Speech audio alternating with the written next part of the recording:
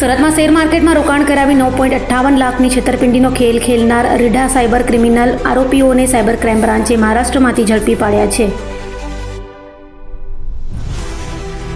Surat cyber crime police પાસેથી મળતી માહિતી મુજબ સોશિયલ મીડિયા પર શેર માર્કેટમાં રોકાણની લલચામણી જાહેરાત મૂકી ઠગોએ ફરિયાદીને ટેલિગ્રામ ગ્રુપમાં જોડીને બનાવટી વેબસાઇટની લિંક મોકલવામાં આવી હતી અને ડીમેટ એકાઉન્ટ બનાવડાવી રોકાણ કરવામાં આવ્યું હતું. ફરિયાદી પાસેથી અલગ અલગ બેંક એકાઉન્ટમાં કુલ 9.58 લાખથી વધુ ટ્રાન્સફર કરાવવામાં આવ્યા હતા. વેબસાઇટ પર નફો દેખાડ્યા બાદ જ્યારે રૂપિયા ઉપાડવાની રિક્વેસ્ટ કરવામાં આવી ત્યારે રકમ વિડ્રો થવા દેવામાં આવી ન હતી.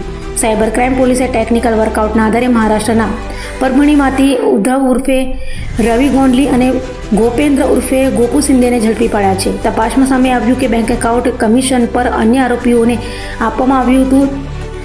એક આરોપીના કરંટ એકાઉન્ટમાં સપ્ટેમ્બર 2025થી જાન્યુઆરી 2026 દરમિયાન 1.47 કરોડથી વધુના ટ્રાન્ઝેક્શન થયા હતા. NCCRP પોર્ટલ પર તપાસ કરતા એકાઉન્ટ સાથે અલગ અલગ રાજ્યોમાં 13 ફરિયાદો અને કુલ 40.48 કરોડથી વધુની છેતરપિંડી સામે આવી હોવાનું પોલીસે જણાવ્યું છે.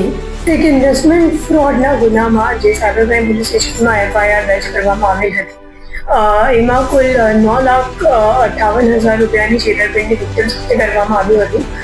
જેમાં જે વિક્ટિમ છે એમને ટેલિગ્રામ મારફતે ગ્રુપમાં એડ કરીને પછી એમની ખોટી લિંક એમની સાથે શેર કરવામાં આવી હતી અને એમને એમ કહેવામાં આવ્યું હતું કે તમારું જે રોકાણ છે શેર માર્કેટમાં ઇન્વેસ્ટ કરવામાં આવશે અને તમને વધારો નફો મળશે અને ખોટી લિંકમાં ખોટી રીતે એમને રિટર્ન પણ જોવા મળતું હતું. અને જ્યારે વિક્ટિમે વિડ્રો કરવાનો પ્રયાસ કર્યો ત્યારે ખબર પડી કે એમની સાથે છેતરપિંડી થઈ ગઈ છે, કેમ કે એ લોકો વધારાના ચાર્જ પણ માંગતા હતા અને વિડ્રો કંઈક કરવા એ લોકોએ જે દીધા નથી. પછી આ ગુનાની તપાસ કરતા ખબર પડી કે મોટાભાગના જે પૈસા છે એ પરભણી મહારાષ્ટ્રમાં રહેતો ઉદ્ધવ ગોંડલી છે, એ અકાઉન્ટ હોલ્ડર છે અને એમના કરંટ અકાઉન્ટમાં મોટાભાગના ટ્રાન્ઝેક્શન થયેલ હતા.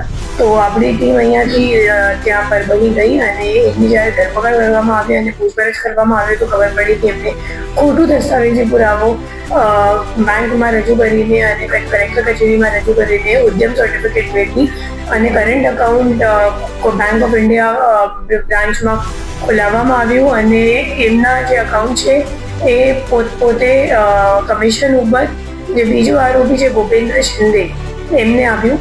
ગોપેન્દ્ર શિંદેની પૂછપરછ દરમિયાન ભારે આવ્યું કે એડિશનલ ઇન્કમ શોધતો હતો અને એ મુજબ એમની સંપર્ક કોઈની જોડે ટેલિગ્રામ પર થઈ અને સામેવાળાએ જ્યારે કરંટ અકાઉન્ટનું ડિમાન્ડ કર્યું હતું ત્યારે એમના ઓળખીતા જે ઉદ્ધવ છે તો એમનો સંપર્ક કર્યો અને એમની પાસેથી કરંટ અકાઉન્ટ ખોલાવીને એમને કમિશન આપ્યું અને પોતે આ જે અકાઉન્ટ છે એ રાજકોટમાં જે ત્રીજો નાસ્તો કરતો આરોપી છે એને કોરિયર કરીને આપ્યું.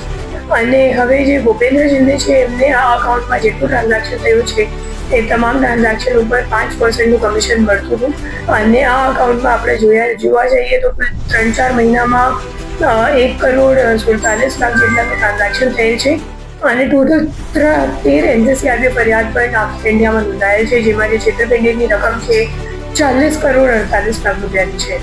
અને હવે જે રાજકોટવાળા નાસ્તો કરતો આરોપી છે એમને શોધવાનો આપણો પ્રયત્ન ચાલુ છે.